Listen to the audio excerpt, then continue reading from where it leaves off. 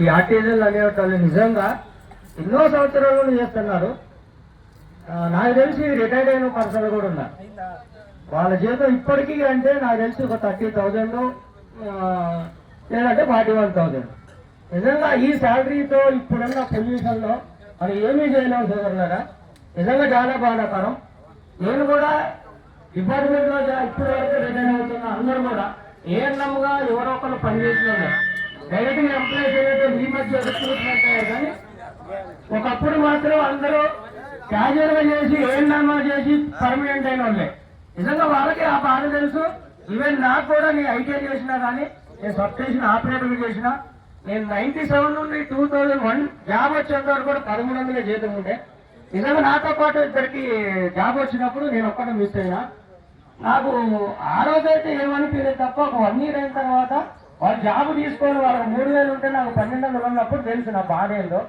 నిజంగా వాళ్ళు నాకు రాకపోయాయి అంటే ఈ జీవితంతో నేను ఎలానే గడిపేస్తున్నా, నేను హైదరాబాద్ ఉంటానో ఉండను, ఈ 1200తో నాకు ఏమవుతుంది అనుకోండి. నిజంగా ఊర్లో కూడా నేను చాలా అవమానాలు పడ్డా.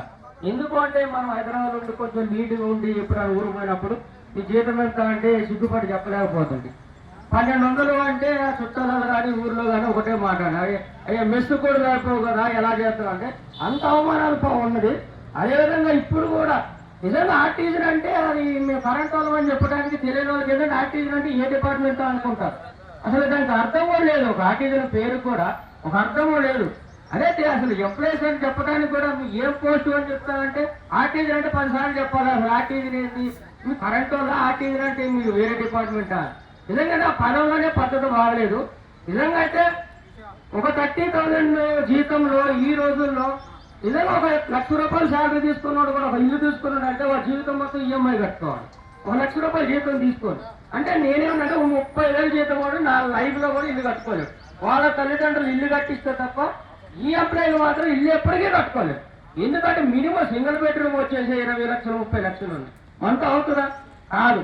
అదేవిధంగా పెద్ద జాబ్ వాళ్ళు పిల్లల్ని పెద్ద చదువులు చదివిస్తే వాళ్ళ పిల్లలు కూడా పెద్ద జాబులు చేస్తారు. ఇప్పుడు ఆర్టీజీలో 30,000 అంటే ఒకటి ఇంజనీరింగ్ చేయాలంటే అమ్మ అంతొద్దులేని ఐటీఐ చేపిద్దాం లేకపోతే డిప్లొమా చేయాలి చిన్న అంటే మనమే కాకుండా మన పిల్లలు కూడా అదే జీవితాలతో గడపాల్సి వస్తారు. నిజంగా బాధాకరము. ఆర్టీజీలతోనే సంస్థ నడుస్తుంది. ఇది ఇక్కడ నుండి కూడా సీఎం ఢిల్లీ వాళ్ళు కూడా తెలుసు. ఎందుకు అంటే ఒక లైన్ మెన్ గా నిజంగా అంటే ఒక ఇంజనీర్ ఒక సీజీఎం వాళ్ళ కార్లకు ఇచ్చినంత లేదు. వాళ్ళ కార్లకి వాళ్ళ మంత్లీ ఇచ్చే శాలరీ అంతా మీకు మనకు లేదు. మన నిజంగా బాధాకరం.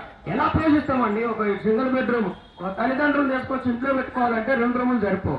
కనీసం మినిమం సింగిల్ బెడ్రూమ్ తీసుకోవాలి. సింగిల్ బెడ్రూమ్ ఈ రోజుల్లో ఎక్కడ చూసుకున్నా 8,000 9,000. మరి మిగతా 30,000 ఏమవుతుందో చెప్పండి.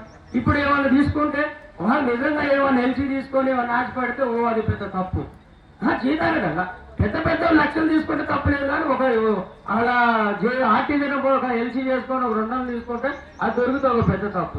దానికి ఒక 2 నుండి 10 దాకా లాస్. ఇప్పుడు ఉన్న పొజిషన్ కూడా ఇంకా చాలా సీరియస్ గా ఉందా అంటే నేను లంచాన్ని అరికట్టాలి అని అంటే నిజంగా మీకు జీతాలు ఇవ్వాలి కదా.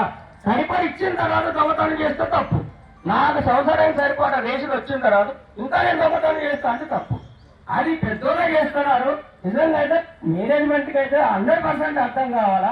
ఎందుకంటే వాళ్ళ కుటుంబాలు ఉంటాయి, వాళ్ళు పనిచేసే వాళ్ళు ఉన్నారు, వాళ్ళ జీవితాలు ఎలా ఉంటాయి, ఆ జీవితంతో వాళ్ళు నిజంగా నెగ్గుతారా లేదా అని తెలుస్తారు.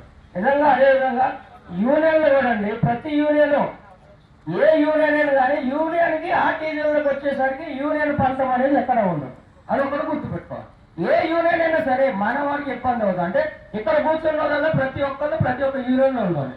అందులో అసోసియేషన్ కూడా అందరూ కలిపి ఉంటాం. అంటే ఇది ఒక అండర్స్టాండింగ్ ఉన్న సంస్థ ఇది. అంటే నేనేంటంటే ఏ యూనియన్ కూడా ఒక పట్టుదల పోవద్దు. ఏదన్నా ఇప్పుడు ఏదైనా యూనియన్ ఒక నిర్ణయం తీసుకుంది అనుకోండి, అరే వాళ్ళు తీసుకుంటారా వాళ్ళ పేరు వద్దా రాదండి. వాళ్ళ పేరు వచ్చేది ఎవరికి వచ్చేది కాదు. మేలు జరిగేది ఆర్టీసీ మేలు జరిగింది.